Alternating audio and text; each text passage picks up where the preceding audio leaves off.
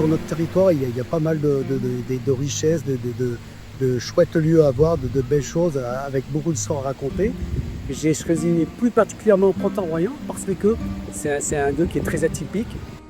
Le site Musée de l'eau, qui est un hôtel, un restaurant et un musée, c'est un lieu qui a été imaginé il y a un peu plus de 20 ans maintenant sur une ancienne friche industrielle. C'était autrefois une usine où on produisait des appareillages électriques. Elle a traversé des dizaines d'années, elle a surtout fait travailler des centaines de familles du pays. En tout cas, c'est un village qui s'est développé donc autour du pont dans un premier temps et qui s'est développé aussi grâce à l'implantation d'un château. Le château, il a été installé tout en haut de la crête que vous pouvez voir ici. Et donc ça, c'est ce qu'on appelle le site des Trois Châteaux. Alors le site des Trois Châteaux, il n'y avait pas trois châteaux, c'est le château sur le rocher. Trois, ça viendrait du mot trait, le château sur le rocher. Et les seigneurs du Royan, les Bérangers, alliés au Sassenage par la suite, ils en avaient la garde du pont. C'était la devise. Et depuis ce château, on a une vue incroyable sur les monts du Matin, la plaine de Sainte-Eulalie. On a une vue incroyable sur les gorges de la Bourne. Donc c'était un très bon spot pour voir qui arrivait, qui sortait, qui franchissait le pont. Et la première génération de remparts, on la voit très bien. Elle se trouve au niveau du petit clocheton que vous pouvez voir. Donc il y a le clocher de l'église, bien sûr. Et puis sur la gauche, il y a un autre petit clocheton. On appelle ça la tour de l'horloge. Et en fait, c'est le coutanier. Le coutanier, c'était le péage autrefois. Donc pour pouvoir franchir le pont, ceux qui arrivaient de la plaine ou ceux qui arrivaient de la montagne, eh ben, ils devaient à un moment donné donner un petit sou.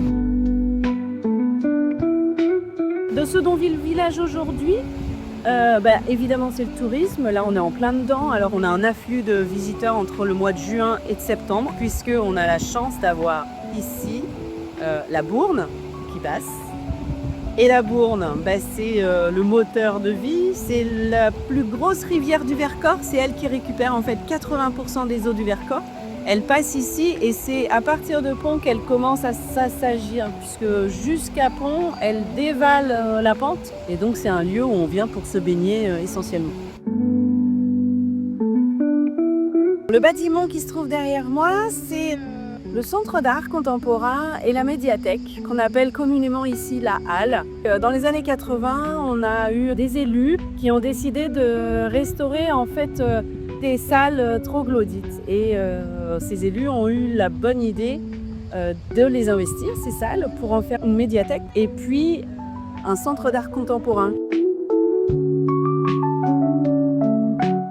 Alors, les maisons suspendues, ici à Printemps-Royan, c'est un peu ce qui fait la notoriété du village, à juste titre, puisque ce sont des maisons complètement audacieuses qui ont été construites entre les 16 et 19e siècle. En tout cas, il y en a certaines qui sont vraiment accrochées au rocher, c'est celle qu'on voit notamment le plus sur la droite. Plus on va s'éloigner du pont, plus les maisons vont avoir en fait les pieds dans l'eau jusqu'à parfois 11 ou 12 niveaux d'élévation. Et ces maisons suspendues, elles ont été construites à une période où le village avait besoin de s'élargir, de s'agrandir avec un afflux de population. Elles ont a priori hébergé ou été construites pour justement le commerce du bois. C'était vraiment lié au bois qui circulait sur la Bourne.